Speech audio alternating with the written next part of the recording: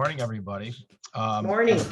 Thanks for having me here. I really appreciate the opportunity to update you. You're our community ambassadors, and certainly there's a lot of good things going on. And Happy New Year.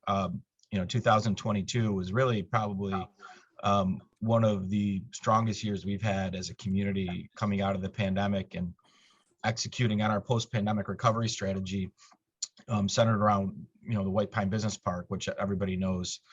We were able to land the largest investment in the history of the country with Micron there. So I want to just kind of go over a couple things we're doing related to where things stand right now with Micron.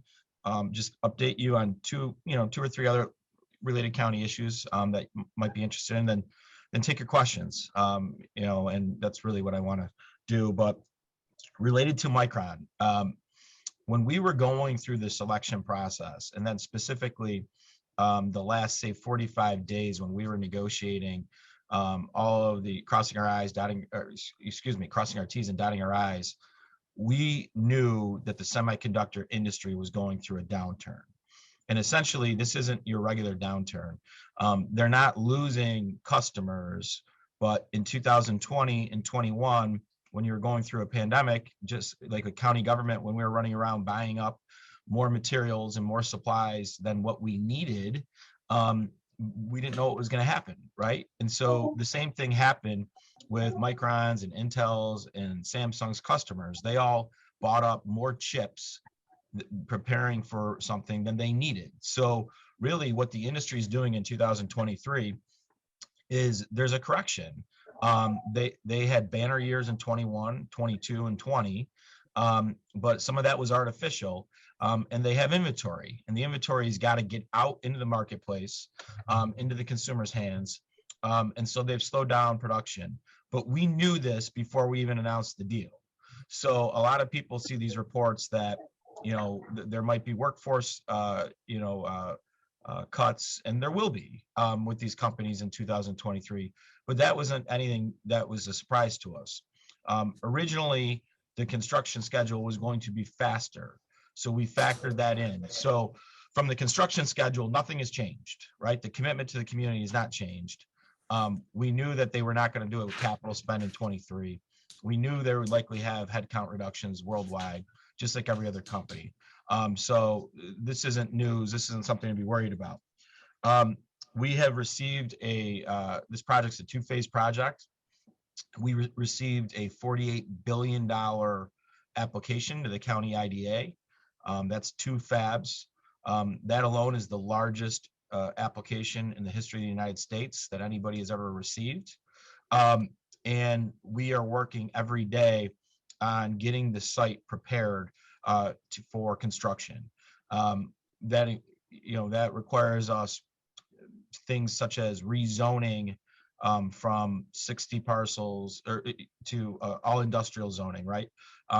We had to buy up a lot of residential property, new surveys, right? Right now, there's so many surveys on the site, getting that done. We have to do an environmental review now with the specific numbers that Micron put forward in their application related to traffic, and that will drive what the traffic improvements will be necessary for Cardinal, for 31 and 11. Environmental, wetland mitigation. These are the things we're all working through right now. So that's going to take at least the first half of this year, if not going into the Q3 of this year. And then once we're done there, we'll start clearing the site strategically where the property is going to be. And then Micron's going to start construction next year. So that's kind of the schedule where we are. Nothing has changed. Micron is spending a lot of money right now preparing this site. In addition to that, we know that we're going to be a growing community. We know we're going to see tremendous population growth, and we need to plan for that. And so we put forward a development committee, advisory committee, of which GSAR and the home builders have tremendous representation on.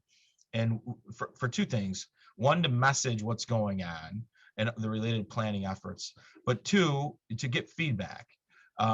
We are going to strategically invest very heavy in centers and in hamlets, where in infill areas where we can see development.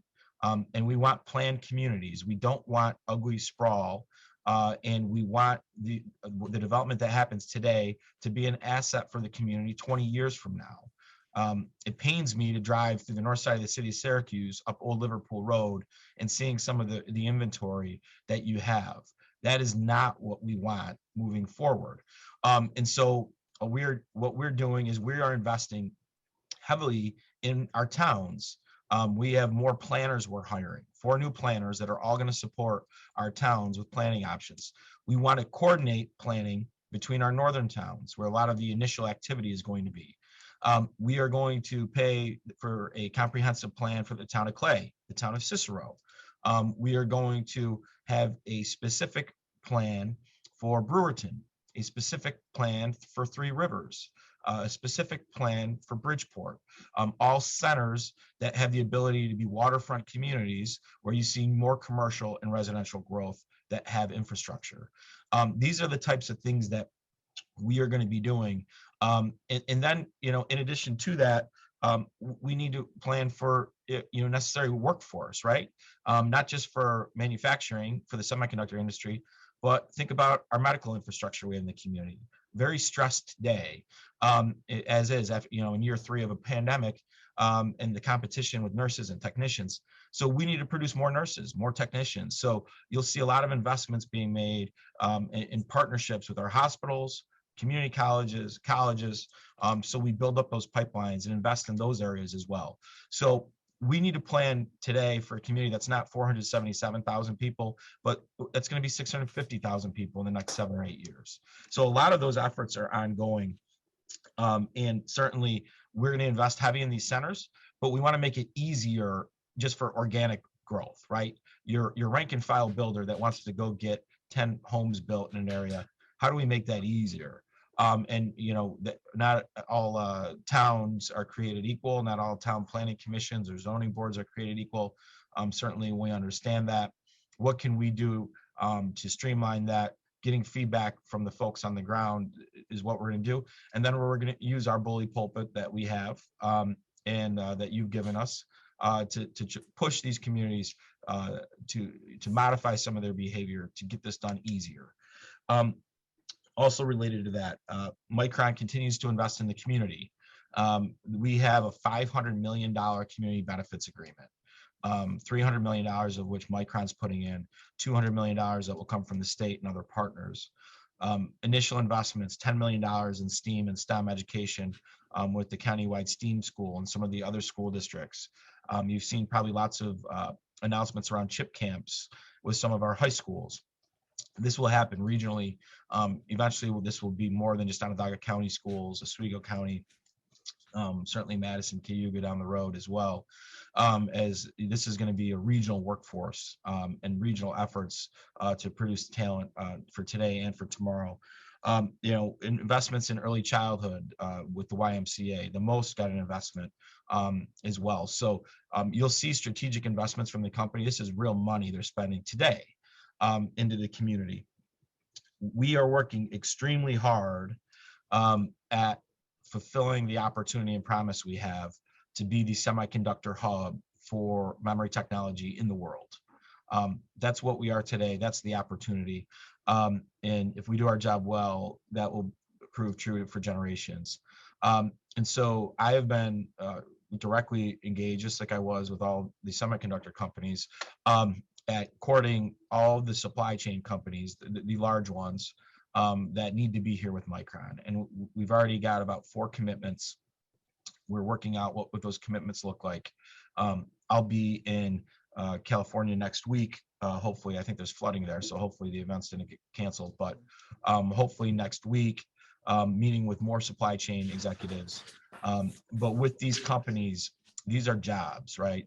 You're talking about a minimum of 200 jobs, a maximum of 1,000, 1,500 jobs, in addition to what Micron is doing. So this is real. And, obviously strategically, these companies that I'm talking to today are going to need to be very close to the campus. And that's why you probably see a lot of the land that's going on the market with pretty outrageous prices.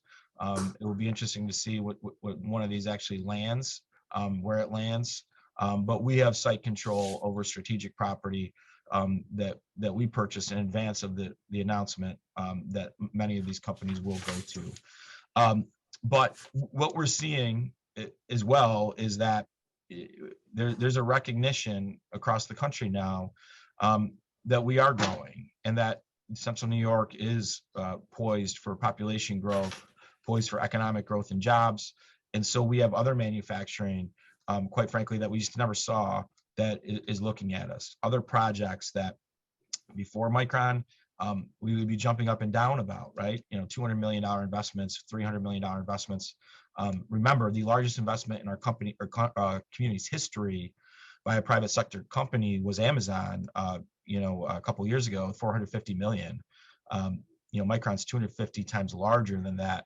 But, you know, these other types of looks we're getting that we're competing for, we just never saw before. So we're very confident we're going to have lots of more job announcements in 2023 to help with the supply chain side, but also new industry. And so, you know, these are more opportunities for, you know, more commerce and more customers for all of you. Couple things I did want to just touch on, other county issues. The 2023 budget is now in effect. You know, the assessments, as you all know, increased almost everywhere because values are increasing. That's what happens when you have growth. But we cut the county tax rate pretty substantially last year for this year, 11% tax cut. You know, so that really did. Some people saw the tax cut cure. Some of them, you know, it got eaten up because of assessment growth. But, you know, we continue to, when we see the opportunity to give back money to the taxpayer, we've done that. And since I've been the ledge chairman in 2012 to my time as county executive, the rate that your tax went from $5.50 to $4.26. And it looks like going into 2024, when we put our budget forward later this year, we'll do another substantial tax cut as well. So, you know, when you grow, more people are paying into the pot, you know, people eventually will pay less. And hopefully that will hold true at some point in the near future related to school districts as well. They'll see growth. They won't need to move up to the tax cap every year, which has become common practice. Hopefully they'll be able to hold the line, you know, when they can on tax growth. And one other thing, which is an issue that we're working on, which does fit well with the thoughts about growing communities and tax relief, is the issue of Jamesville, the jail. It used to be a facility that was run by the county executive. There was a referendum a couple years ago that consolidated Jamesville and the Justice Center under the sheriff. What has happened is there are two different bargaining units. Judges aren't sentencing inmates to 1-year sentences anymore. That's what Jamesville was. It was a facility for up to 1 year. And we have 80 employees up there for 40 inmates. Obviously, it's just an unsustainable, you know, ratio. It should be probably 20 officers for 80 inmates. And so there's no reason to keep it open, right? Whereas at the Justice Center, we don't have enough employees. And so we're running into civil rights issues for inmates. We're running into legal issues for liability for previous agreements that we promised we would do. There's a proposal that Sheriff Conway supported at the time. He's no longer the sheriff, and that we support. And for us, it doesn't matter who the sheriff is. It's just the right thing to do. Is we need to consolidate and shut down Jamesville. And so we're pushing the legislature to do that. This will, get us out of some legal issues, provide the civil rights that our inmates are entitled to, provide a safer environment for our employees, but it will probably save us about $10 million a year in our county budget. And we'll invest that money back in public safety and tax relief. You know, we'll put more cops on the street. We'll look at our fire protection, which is becoming a more and more critical issue as volunteer fire departments continue to get older and response times continue to get worse. Our emergency management services are also under stress, year 3 of a pandemic. So we'd be able to use those resources to invest back into public safety, which we'll need for a growing community, but also continue to try to cut taxes. So we really need people to, support this. We got a new sheriff. Look at politicians. It looks like he's being asked, he's having something taken away from him, but the reality is, this was something the executive controlled until about 3 years ago. So it's not really anything to do with who the sheriff is. It's just bad business to employ 80 people and then a huge campus with utilities and whatnot, food contracts, medical contracts, when you only got 40 inmates. And that trend's not going to change. So that's something that we want people to stay engaged with. But happy to take questions at this point. And Ryan, I had a question and something that's been brought up to our association. With Micron Associate, it's a large company and they're associated with relocation companies, which I understand that. We're having issues where agents, companies are saying they are exclusively representing Micron.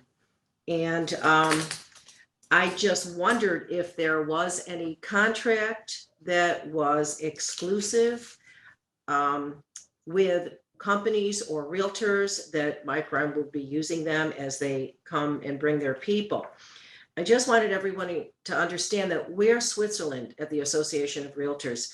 There is enough here for everybody and more to do business. And I just wondered if you could address that, if you do know of any exclusive representation directly related to Micron. Yeah, so to my knowledge, the answer to that is no, there is no exclusive deals. And so I speak with the C-level executives on a biweekly basis. And at some point, there will be vendor days to talk with Micron, probably later in 2023.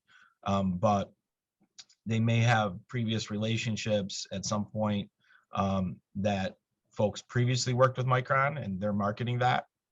But the reality is there's nothing in writing at this point. It's too early for that. The people who are moving here now that are moving at this point are the people that will be running the buildings and managing the buildings, right? This isn't a lot of people. You'll start seeing relocations probably more in 2024 and 2025. Your first influx of new people is going to be the construction workers. So the end of 23, that's why a lot of the commercial development related to apartments and hotels is necessary, because that will be targets. Some of these construction workers, quite frankly, will be coming from outside the community and coming from areas where real estate is much more expensive, and they'll see the price points in our community as an opportunity. Why don't I just buy something for the next 2 or 3 years?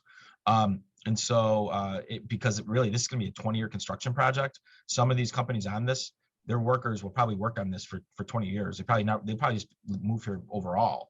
So that's going to be the first opportunity, a wave of new customers on top of all the other economic growth that's happening around it, and new people coming in and people not leaving. People aren't going to leave. The jobs are here. There's other companies that are really doing well that are hiring in the similar space. If you look at JMA Wireless, you look at Lockheed, Saab, SRC, TTM. These are all companies that are really doing well. And so other companies like Inficon, potential supply chain companies that are here today for Micron, these companies are going to make more investments. So, overall, there's going to be a lot more activity. We'll probably be immune to a national downturn, which is likely to happen. But Micron has no deals, to my knowledge, and vendors are something we talk to them about. Thank you, Ryan. I do have some questions here, which are great questions. Regarding new construction and the new requirements regarding heating exclusively with electricity, do you see, can you give us any information on what New York State, if we are required for things to go total electric? It looks like I'm still trying to learn with you. I think this is problematic. Much of what Albany does is problematic, but it looks like this is not law at this point. It looks like it was recommendations from their climate advisory board, I believe. But this is something where the state is looking to go, and there may be, it may make sense for new construction at this point to look at where the trend is going, and to try to incorporate some of it when it's cost effective into your stock. Yeah. But the I do think some of this is draconian, and certainly I've always been somebody who understands where things are going and understands who you're working with and where can you try to find some middle ground. And I think that's something that we probably need to do, with the governor, who's been engaged in this process, landing Micron. It's going to be hard for communities to grow the way they need to if you're putting on another layer of cost, especially with rising interest rates. It's just it's ambitious, to say the least. I know that New York State Association of Realtors is fighting this in the sense that there's no plan. So we just are forcing them to sort of give us a plan and how you're going to get here. And how do you understand how expensive it is to even retrofit existing homes to go total electric? So we're fighting that also. Do you have an idea on what's going to happen to the Jamesville facility?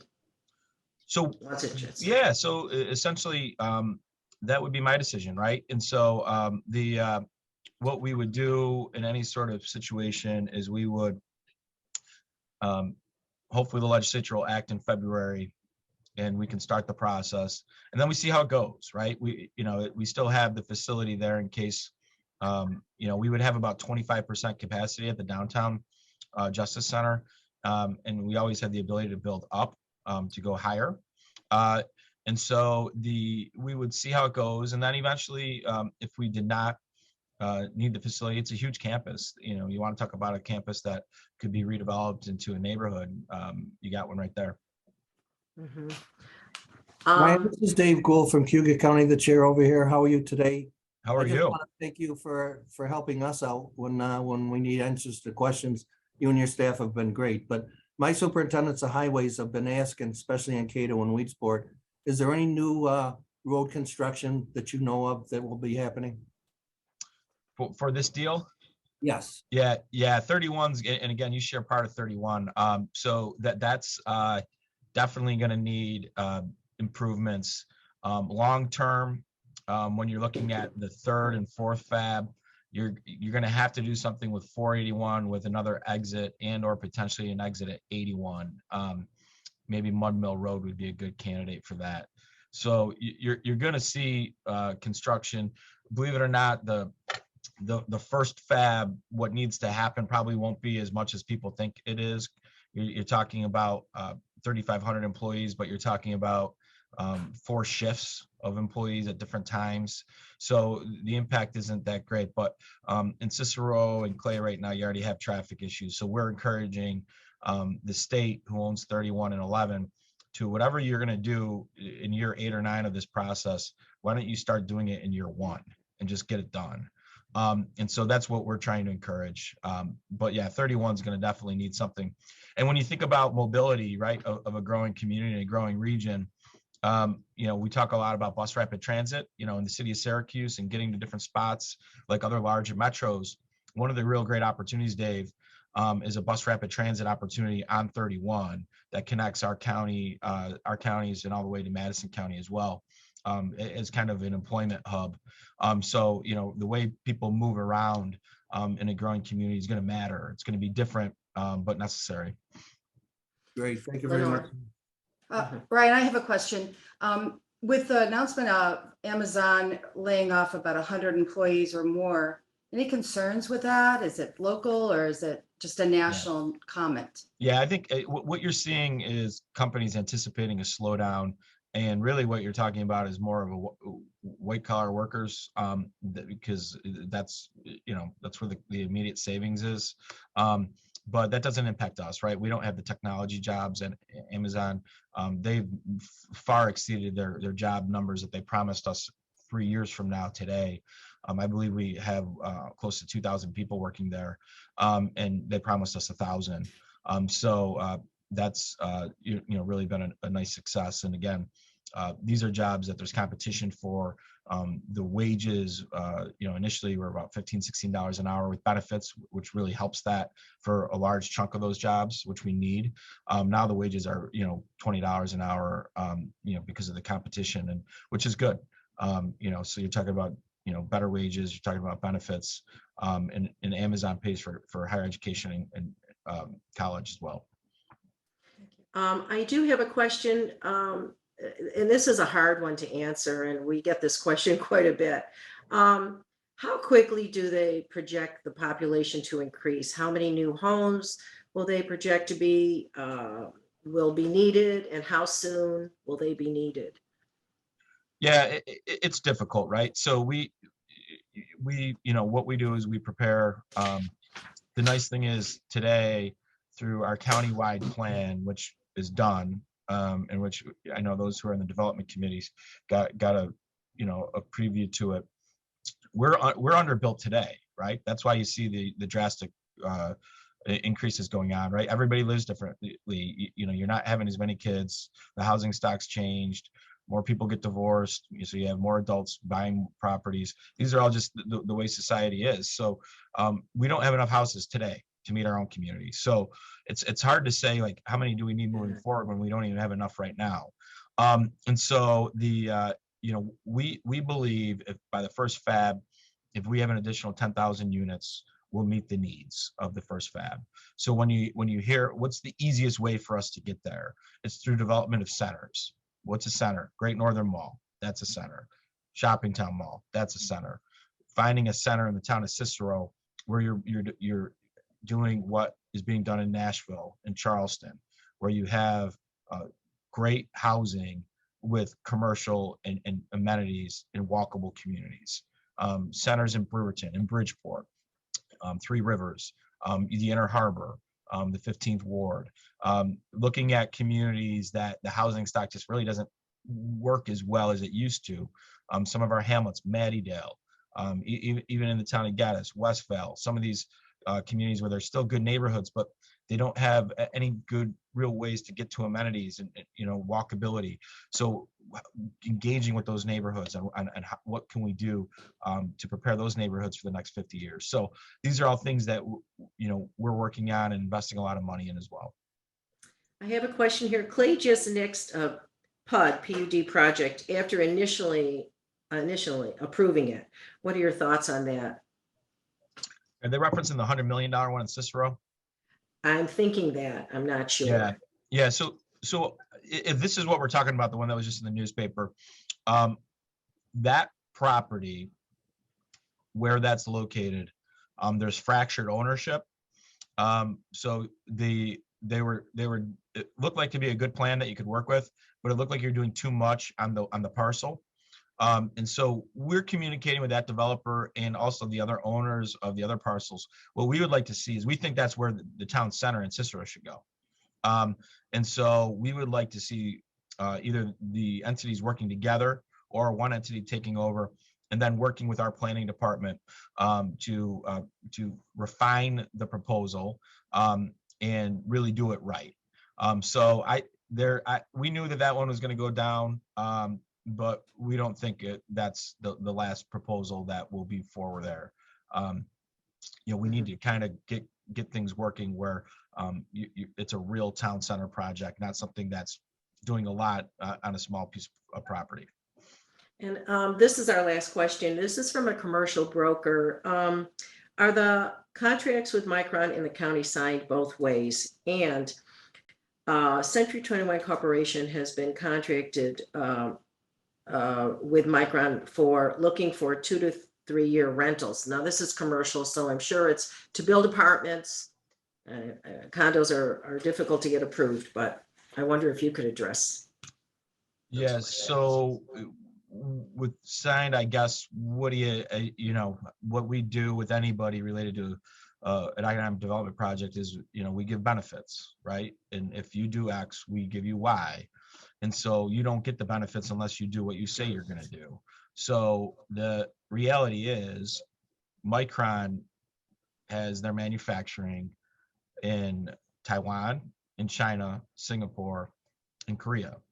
The reason why all these companies are repatriating manufacturing from that part of the world is because the Chinese Communist Party is a rogue nation, and they're talking about invading Taiwan, where that's where most of the semiconductor manufacturing happens today.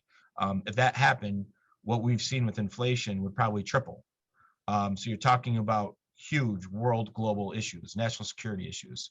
So that's why they're doing this, right?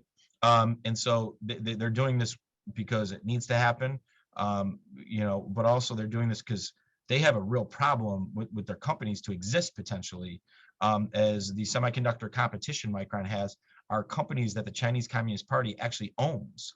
So this is much bigger than everything here in Onondaga County. We're helping solve a global crisis related to this. So Micron has to be here.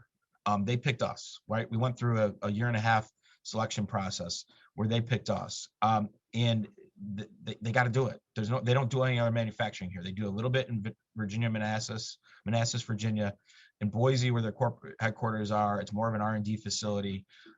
So they have to repatriate manufacturing here. We're the best location to do it for any company, quite frankly.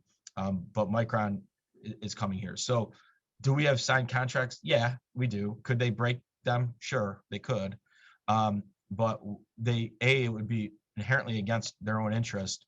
B, they would lose all of the local benefits, all the state benefits, and then they wouldn't get any of the federal cash, which they all need to do to be the leader in memory technology.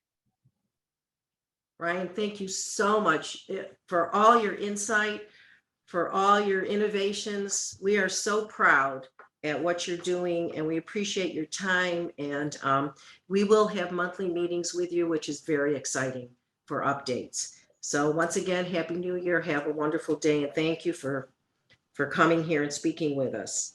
Thanks, everybody. See you soon.